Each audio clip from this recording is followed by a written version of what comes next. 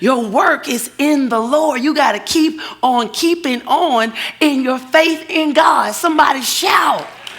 Because you've been thinking you were the only one. Thinking that you're doing this. Oh, nobody else is going through this stuff and they're still fighting to look good and smell pretty. It's just me. No, all of us get up every morning fighting the things that we're fighting, and we're pressing in our faith to say, God, you still get the glory no matter what I'm feeling. You still get the glory no what is coming around me or against me. So I'm going to live my life like that. And that's what we learned and understood. I looked at the book of Ecclesiastes. We're talking about chapter 4, where work persists. People continue to do different things, but then I heard Minister Donnie say this morning that there are motives and intentions. And we saw that in the book of Ecclesiastes, where people were working. They were not paying attention to their families, or they were working continually just for that almighty dollar. Somebody said, you got to get that bread, got to make that money.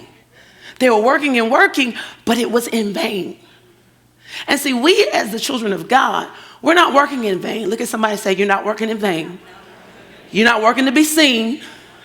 See, you're not working you're working so God continues to be evident in everything that you do. That means, I got to say this. Somebody say it, Pastor.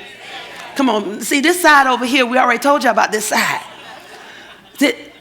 You're not working to see certain things from people.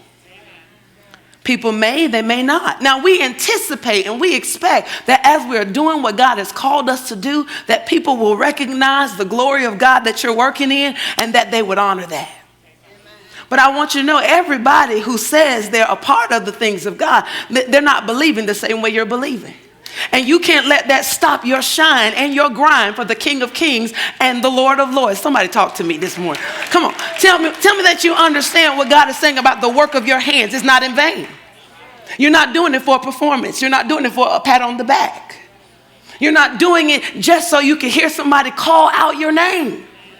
Because you already know that the Lord, he's counting on you. If you know, I heard G say it this morning, Dr. Gloria said it this morning. She said that Jesus is sitting at the right hand of the Father, making intercession for you. Who else needs to call your name if Jesus is calling it? Somebody talk with me this morning. Hey, if the enemy is trying to fight you, you can say, you know what? Get away from me, because Jesus is praying. He's going to get you. Jesus is praying for me.